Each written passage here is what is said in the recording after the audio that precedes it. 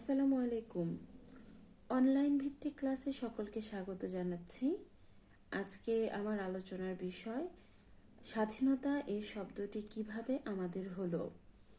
কবি নির্মলেন্দু গুণের লেখা স্বাধীনতা এই শব্দটি কিভাবে আমাদের হলো, এই কবিতায় আমরা বঙ্গবন্ধু শেখ মুজিবুর রহমানের ৭ই মার্চের ঐতিহাসিক ভাষণ, সেই ভাষণ দেওয়ার স্থান এবং বর্তমান সময়ে সেই জায়গাটা কেমন আছে এবং শেখ মুজিবুর রহমানের মৃত্যুর পর আমাদের দেশে যে অশুভ শক্তির উত্থান ঘটেছিল সেই সব অশুভ শক্তির কথা এবং বর্তমান প্রজন্ম অর্থাৎ যারা শিশু কিশোর আছে তাদেরকে সঠিক ইতিহাসটা জানানোর প্রয়াস চালিয়েছেন কবি নির্মলেন্দু গুণ এই কবিতাটির মধ্যে।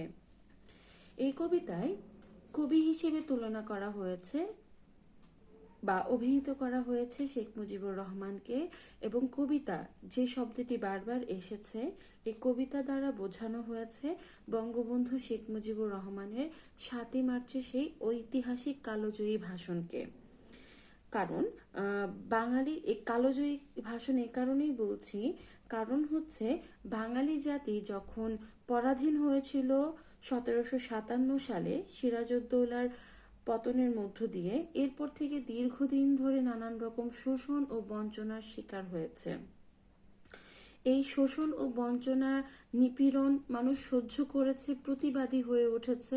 সর্বশেষ যখন পাকিস্তানিদের বিরুদ্ধে আমরা একত্রিত হতে চাচ্ছিলাম বা একত্রিত হয়েছিলাম, বাঙালি জনগণ যারা একত্রিত হয়েছিল, ওই সময়ে সঠিক দিক নির্দেশনার প্রয়োজন ছিল এবং একটি সঠিক বজ্রকণ্ঠের প্রয়োজন ছিল, যে বজ্রকণ্ঠের মাধ্যমে সাধারণ মানুষ উজ্জীবিত হতে পারবে, তাদের প্রতিবাদী চেতনাকে আরো বেশি ঝালিয়ে নিতে পারবে, শানিত করতে পারবে।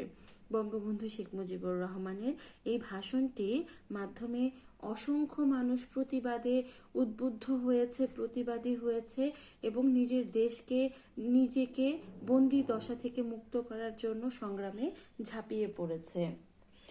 আর বঙ্গবন্ধুর ভাষণ কালোজয়ী সাহিত্যের মতো সময়কে অতিক্রম করে কালোত্তীর্ণ হয়ে আছে বলেই এই আমি বঙ্গবন্ধুর ভাষণটিকে কালোজয়ী ভাষণ বলে অভিহিত করেছি। কবিতায় প্রথমেই দেখা যাচ্ছে যে যে অংশটা আছে, যে একটি কবিতা লেখা হবে তার জন্য অসংখ্য মানুষ উত্তেজনা নিয়ে অপেক্ষা করে আছে, অনেক বিদ্রোহী শ্রোতা বসে আছে সেই ভোর থেকে।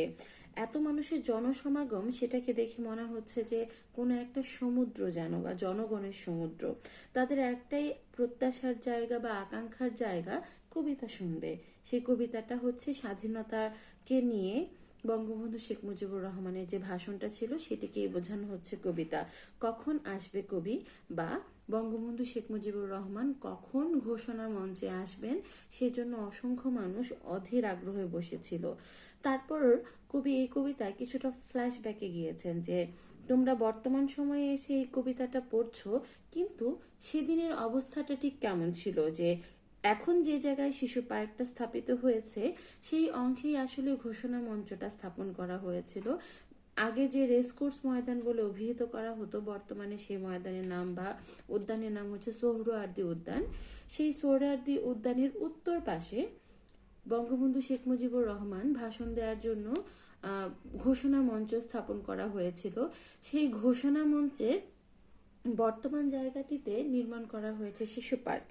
বলছে যে সেই শিশু পার্ক এমন ছিল না, এই তখন এরকম ফুলে ফলে পার্কে বেঞ্চিতে ঢেকে দেওয়া জায়গা ছিল না, ছিল অবারিত একটা মাঠ, আর ছিল হচ্ছে গিয়ে দিগন্ত বিস্তৃত মাঠ, যে মাঠের মাঝখানে সবুজ প্রাণের লোকজন একত্রিত হয়েছিল স্বাধীনতা বা মুক্তির প্রত্যাশায়। তখন বলছেন যে কবি, যে অনাগত শিশু যারা আছে তাদের জন্য তিনি লিখে যেতে চাচ্ছেন যে সেই শ্রেষ্ঠ বিকালের কথা, যে সেই শ্রেষ্ঠ বিকালটা আসলে কেমন ছিল।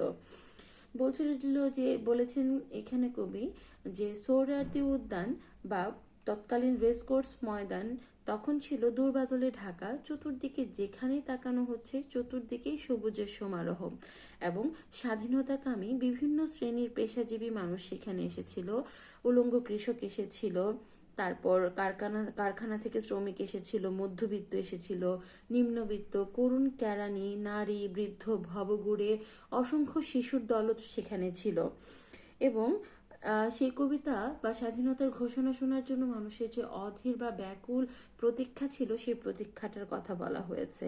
এবং তিনি যখন ঘোষণা মঞ্চে এসে দাঁড়ালেন, শেখ মুজিবুর রহমান যখন সেই ঘোষণা মঞ্চে এসে দাঁড়ালেন, তখন মানুষের মনের অবস্থাটা কি হয়েছিল এবং তিনি যে স্বাধীনতার বাণীটা আমাদের শুনিয়েছিলেন, সেই বাণীটা ঠিক কেমন ছিল, এই প্রসঙ্গে তিনি অবতারণা করেছেন। এবং কবিতার এক জায়গায় দেখা গিয়েছে যে কবি নির্মলেন্দু গুণ বলেছেন যে শেখ মুজিবুর রহমানকে যখন সপরিবারে হত্যা করা হয়, তখন আমাদের দেশে স্বাভাবিক অবস্থার চাইতে যে অস্বাভাবিক একটা পরিস্থিতি সৃষ্টি হয়েছিল, সকল মানুষের ব্যক্তি স্বাধীনতাকে হরণ করা হয়েছিল এবং মানুষ একজন আরেকজনকে যে সহযোগিতা করবে সেই উপায়টাও তখন ছিল না। সবাই কেমন যেন একজন আরেকজনের বিরুদ্ধে চক্রান্ত করতে শুরু করলো। কবির বিরুদ্ধে কবি দাঁড়িয়ে গেল, মার্চের বিরুদ্ধে মার্চ দাঁড়িয়ে গিয়েছে, বিকালের বিরুদ্ধে বিকাল। এখানে মূলত এই কথাগুলো দিয়ে বোঝানো হয়েছিল যে এদেশে যে অশুভ শক্তির উত্থান ঘটেছিল, শুভবোধ এবং শুভ রাজনীতির পরিবর্তে যে অরাজকতা অবস্থা সৃষ্টি হয়েছিল, এবং রাজনৈতিক কূটকৌশল হিসেবে শেখ মুজিবুর রহমানের ৭ই মার্চের ভাষণের যে স্মৃতিটা ছিল, সেই স্মৃতিটা মুছে দেওয়ার যে প্রবণতাটা ছিল, এই কবিতার মধ্যে কবি সেটা প্রকাশ করেছেন। কবিতার মূল কথাটাই হচ্ছে যে ৭ই মার্চের ভাষণের ক্ষেত্রে সাধারণ মানুষ ঐক্যবদ্ধ হয়েছে এবং শেখ মুজিবুর রহমানের সেই ভাষণের ফলে যে তাদের মধ্যে প্রতিবাদী চেতনা সৃষ্টি হয়েছে এবং আজ আমাদের এবারের সংগ্রাম, স্বাধীনতার সংগ্রাম, এই কথাটির মধ্য দিয়ে বাঙালির বুকের মধ্যে যে স্বাধীনতা পাওয়ার আকাঙ্ক্ষার বীজটা বপন হয়ে গিয়েছিল, এটিই বোঝানো হয়েছে যে ৭ই মার্চের ভাষণের পর থেকে আমরা আমাদের বুকের ভিতরে স্বাধীনতার স্বপ্নটা লালন করতে শিখেছি, প্রতিবাদী হতে শিখেছি। এটি দিয়েই বোঝানো হয়েছে যে ৭ই মার্চের ভাষণের পরে স্বাধীনতা শব্দটি একান্ত আমাদের হয়ে গেছে। এখন তোমাদেরকে আমি কবিতার কিছু কিছু অংশ ভাগ করে পড়ে শোনাচ্ছি। সেটি হচ্ছে, একটি কবিতা লেখা হবে, তার জন্য অপেক্ষার উত্তেজনা নিয়ে লক্ষ লক্ষ উন্মত্ত অধীর ব্যাকুল বিদ্রোহী শ্রোতা বসে আছে ভোর থেকে জনসমুদ্রের উদ্যান সৈকতে। কখন আসবে কবি? ৭ই মার্চে যে রেসকোর্স ময়দানে ভাষণ দিয়েছিলেন শেখ মুজিবুর রহমান, সেই ভাষণ দেওয়ার কথাটা চতুর্দিকে ছড়িয়ে গিয়েছিল যে ওই তারিখে তিনি জনসমাবেশের ঘোষণা করেছেন। ওই জনসমাবেশে অসংখ্য মানুষ একত্রিত হয়েছিল এবং অপেক্ষা করছিল যে কখন শেখ মুজিবুর রহমান আসবেন, ভাষণ দিবেন, সাধারণ মানুষকে আশার বাণী শোনাবেন, প্রতিবাদের ভাষা শেখাবেন। সেই যে বিদ্রোহী শ্রোতা, মানে যারা তার কথা শোনার জন্য বসে আছে, তাদের কথা বলা হয়েছে এই কবিতার প্রথম ৩ লাইনে, যে তাদের জনসমাগমকে দেখে মনে হচ্ছে যে একটা জনসমুদ্রে পরিণত হয়েছে। তারপর কবি বলেছেন যে এই শিশু পার্ক সেদিন ছিল না, এই বৃক্ষে ফুলে শোভিত উদ্যান সেদিন ছিল না, এই তন্দ্রাচ্ছন্ন বিবর্ণ বিকেল সেদিন ছিল না। তাহলে কেমন ছিল শিশু পার্কে, বেঞ্চে, বৃক্ষে, ফুলের বাগানে ঢেকে দেওয়া এই ঢাকার হৃদয় মাঠখানে? বলছেন যে বর্তমান সময়ে যে সোহরাওয়ার্দী উদ্যান আছে এবং যে শিশু পার্কটা স্থাপন করা হয়েছে, যে সেই জায়গাটায় মূলত শেখ মুজিবুর রহমান ভাষণ দিয়েছিলেন, তার ঘোষণা মঞ্চ বা ভাষণ মঞ্চ স্থাপন করা হয়েছিল সোহরাওয়ার্দী উদ্যান বা রেসকোর্স ময়দানের উত্তর পাশে। সেই জায়গাটা বর্তমানে শিশু পার্ক স্থাপন করা হয়েছে। বলছে যে এই শিশু পার্ক ঠিক ওই দিন ছিল না যেদিন শেখ মুজিবুর রহমান ভাষণ দিয়েছিলেন, এবং নানান রকম ফুলের বাগান ছিল না, বেঞ্চ ছিল না, পার্ক ছিল না। তাহলে ঢাকার সেই হৃদয় মাঠটা কেমন ছিল? এখানে হৃদয় মাঠ এ কারণেই বলা হয়েছে যে সমস্ত বাঙালির হৃদয়ের আকুতি এসে মিশেছিল একটা ভাষণ শোনার জন্য, শেখ মুজিবুর রহমানের কাছ থেকে দিক নির্দেশনা পাওয়ার জন্য। এজন্য অসংখ্য প্রতিবাদী, বিদ্রোহী, ব্যাকুল জনতা যখন একত্রিত হয়েছিল, তাদের হৃদয়ের সমস্ত আশা আকাঙ্ক্ষাকে একত্রিত করে এজন্যই বলা হয়েছে ঢাকার হৃদয় মাঠখানি। আবার আরেকটা প্রসঙ্গ আসতে পারে এর ক্ষেত্রে, সেটা হচ্ছে বাংলাদেশের স্বাধীনতা যুদ্ধের জন্য এবং বাংলাদেশের জন্য রেসকোর্স ময়দান বা সোহরাওয়ার্দী উদ্যানের যে ভূমিকা আছে সেটি হচ্ছে অবিস্মরণীয় বা সেটা চিরকালই স্মরণীয় হয়ে থাকবে। এই প্রসঙ্গেও হৃদয় মাঠ কথাটি উল্লেখ করা যেতে পারে। জানি সেদিনের সব স্মৃতি মুছে দিতে হয়েছে উদ্যত কালো হাত, তাই দেখি কবিহীন এই বিমুখ প্রান্তরে আজ কবির বিরুদ্ধে কবি, মাঠের বিরুদ্ধে মাঠ, বিকালের বিরুদ্ধে বিকাল, উদ্যানের বিরুদ্ধে উদ্যান, মার্চের বিরুদ্ধে মার্চ। এখানে স্মৃতি মুছে দিতে উদ্যত হয়েছে কালো হাত। সেদিনের স্মৃতি মানে বঙ্গবন্ধুর 7ই মার্চের ভাষণের স্মৃতি মুছে দেওয়ার জন্য যে রাজনৈতিক কূটকৌশল বা অপকৌশল চালিয়েছিল, পরবর্তী সময়ে সেই প্রসঙ্গের কথা কবি এখানে উল্লেখ করেছেন। বঙ্গবন্ধু শেখ মুজিবুর রহমানকে সপরিবারে হত্যা করার পর তার যে স্মৃতি বিজড়িত সোহরাওয়ার্দী উদ্যান বা রেসকোর্স ময়দানে যে ভাষণ স্থানটা ছিল, সেই ভাষণ স্থানটা আড়াল করার জন্য সেখানে নির্মাণ করা হয়েছিল শিশু পার্ক। এবং সেই শুভ রাজনীতির পরিবর্তে যে অশুভ রাজনীতির চর্চা শুরু হলো, সেক্ষেত্রে সব মানুষ সবার বিরুদ্ধে চলে গেল। কবির বিরুদ্ধে কবি, মাঠের বিরুদ্ধে মাঠ, বিকেলের বিরুদ্ধে বিকেল, উদ্যানের বিরুদ্ধে উদ্যান এবং মার্চের বিরুদ্ধে মার্চ। এটি বলতে সেরকম বিরুদ্ধ পরিবেশে যখন মানুষের স্বাভাবিক জীবনযাপন ব্যাহত হয়েছে এবং বঙ্গবন্ধু শেখ মুজিবুরকে নির্মমভাবে হত্যা করার পর অশুভ শক্তির যে উত্থান ঘটেছিল, সেই অশুভ শক্তির উত্থানকে বোঝানো হয়েছে এই কয়টি লাইনের মাধ্যমে। তারপর কবি বলেছেন, হে অনাগত শিশু, হে আগামী দিনের কবি, শিশু পার্কে রঙিন দোলনায় দুল খেতে খেতে তুমি একদিন সব জানতে পারবে। আমি তোমাদের কথা ভেবে লিখে রেখে যাচ্ছি সেই শ্রেষ্ঠ বিকেলের গল্প। কবি এখানে পরবর্তী প্রজন্ম বা অনাগত শিশুদের কথা বলেছেন এবং বলেছেন যে শিশু পার্কের রঙিন দোলনায় দোল খেতে খেতে তুমি আমাদের যে ইতিহাসের যে সত্যটা আছে, প্রকৃত সত্যটা তুমি একদিন ঠিকই জানতে পারবে। এবং ইতিহাসের প্রকৃত সত্যটা জানানোর জন্য কবি এই কবিতার মাধ্যমে সেই শ্রেষ্ঠ বিকালের কথাটা লিখে রেখে যেতে চাচ্ছেন। সেই শ্রেষ্ঠ বিকেল বলতে বোঝানো হয়েছে 7ই মার্চে রেসকোর্স ময়দানে যে বিকেলটা হয়েছিল, যে বিকালে বঙ্গবন্ধু শেখ মুজিবুর রহমান ঐতিহাসিক ভাষণ দিয়েছিলেন, সেই বিকেল বেলাটার কথা বলা হয়েছে। কবি এখানে বলেছেন যে সেদিন এই উদ্যানের রূপ ছিল ভিন্নতর। না পার্ক, না ফুলের বাগান, এসবের কিছুই ছিল না। শুধু একখণ্ড অখণ্ড আকাশ যেরকম, সেরকম দিগন্ত প্লাবিত শুধু মাঠ ছিল দুর্বাদলে ঢাকা, সবুজে সবুজময়। আমাদের স্বাধীনতা প্রিয় প্রাণের সবুজ এসে মিশেছিল এই ধুধু মাঠের সবুজে। কবি পরবর্তীতে শিশুদেরকে জানানোর জন্য বা পরবর্তী প্রজন্মকে জানানোর জন্য বলছেন যে যেদিন 7ই মার্চে রেসকোর্স ময়দানে ভাষণটা হয়েছিল, সেদিন এই উদ্যানের রূপ অন্যরকম ছিল। তখন এখানে শিশু পার্ক ছিল না, ফুলের বাগান ছিল না, এসবের কিছুই ছিল না। যেরকম একটা আকাশ যেরকম একটা বিশালতা নিয়ে দাঁড়িয়ে আছে, ঠিক তেমনি ভাবে দিগন্ত প্লাবিত বিশাল একটা মাঠ ছিল, দুর্বা ঘাসে ঢাকা, যেদিকেই তাকানো হয় সবুজে সবুজময় একটা মাঠ ছিল। এবং সেই মাঠে এসে আমাদের স্বাধীনতা প্রিয় যে মানুষগুলো ছিল, যে তরুণ মানুষগুলো ছিল, তারুণ্য ছিল, প্রতিবাদী চেতনা ছিল, দেশকে মুক্ত করার আগ্রহ ছিল এবং স্বাধীনভাবে বাঁচার যে প্রচেষ্টা তাদের মধ্যে ছিল, সেই প্রাণের সেই মানুষগুলো তাদের প্রাণের সজীবতা নিয়ে হাজির হয়েছিল সেই মাঠে। মনে হচ্ছিল মাঠের সবুজ এবং স্বাধীনতা প্রিয় মানুষদের প্রাণের সবুজ যেন একত্রিত হয়ে গিয়েছিল।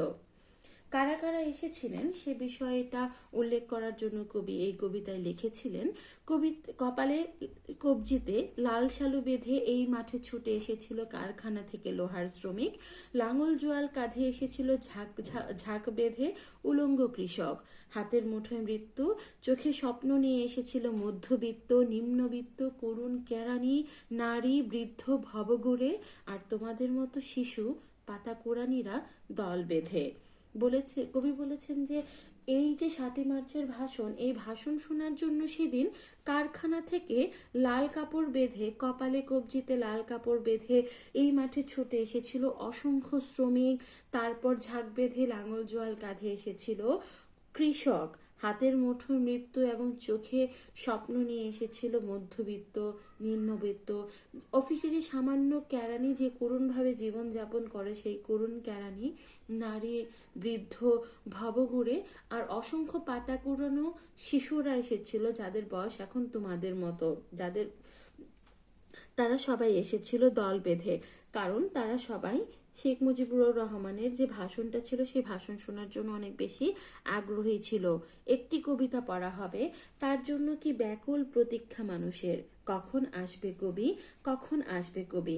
7ই মার্চের ভাষণকে কবিতার সাথে তুলনা করা হয়েছে এবং কবি হিসেবে তুলনা করা হয়েছে শেখ মুজিবুর রহমানকে।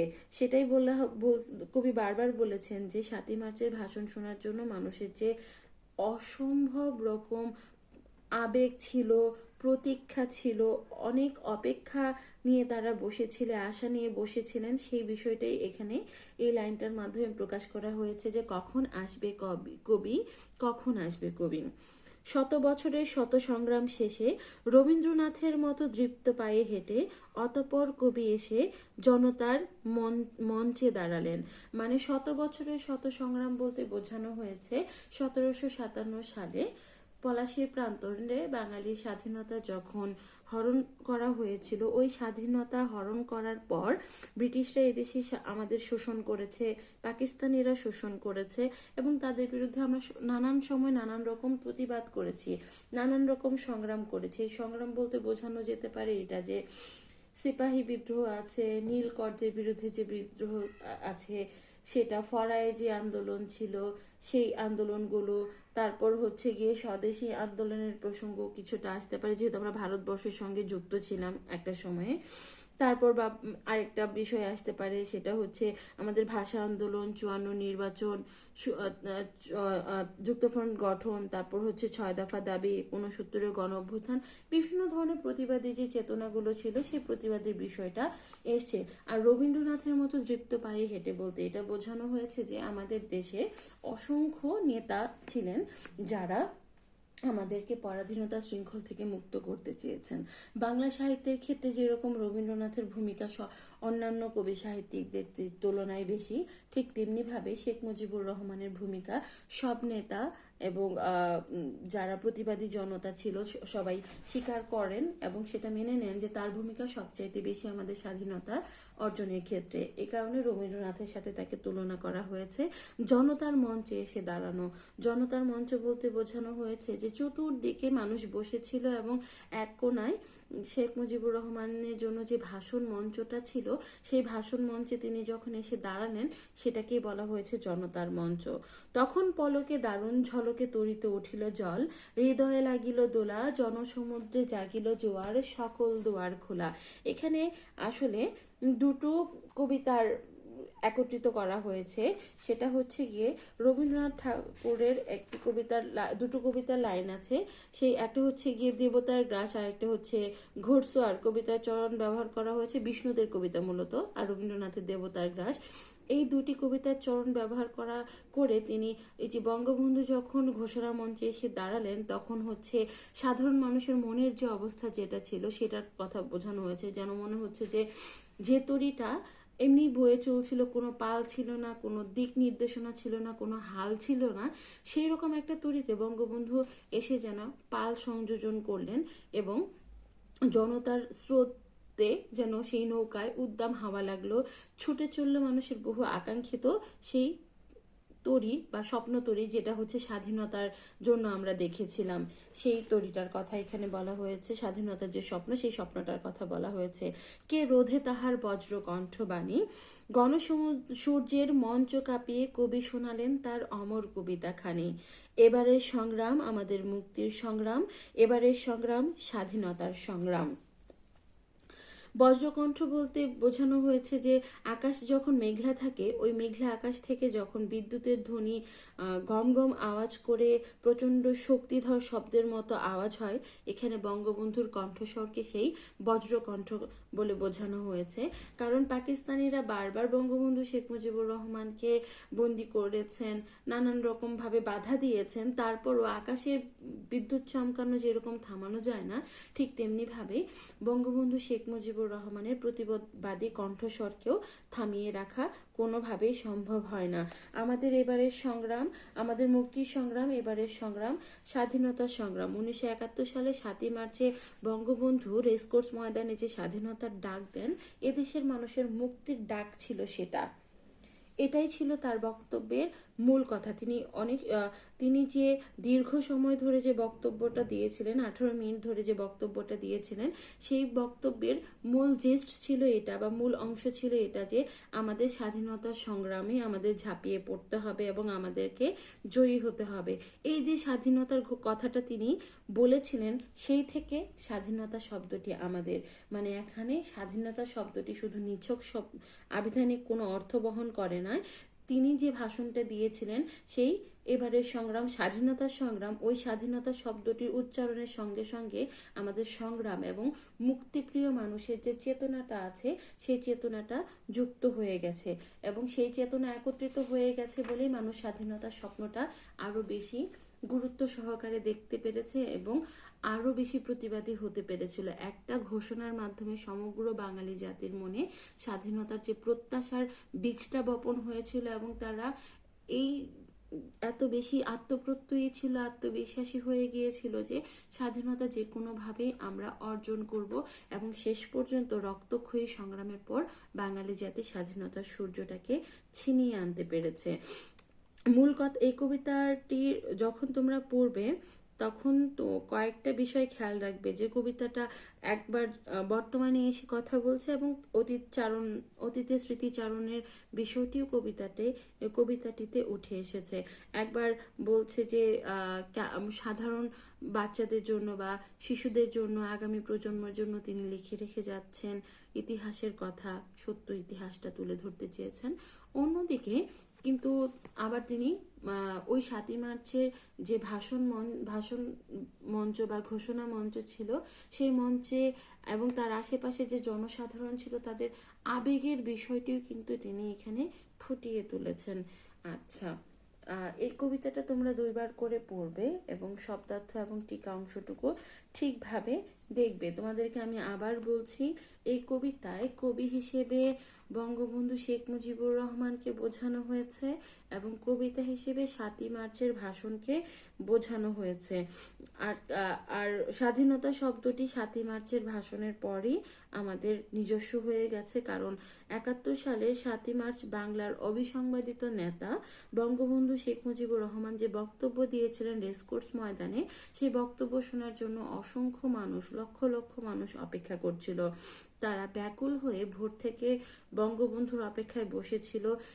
এই সব মানুষ প্রতীক্ষা করছিল নেতা এসে কি ঘোষণা দিবেন, তিনি কি দিক নির্দেশনা দেবেন, কি আশার বাণী শোনাবেন।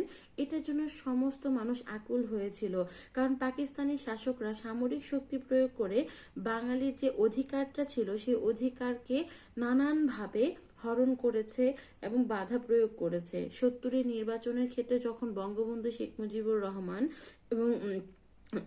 এবং তার দল জয়ী হয়েছিল, তখন পাকিস্তানিরা এই বাঙালির বিজয়কে স্বীকার করে নেয়নি এবং ষড়যন্ত্র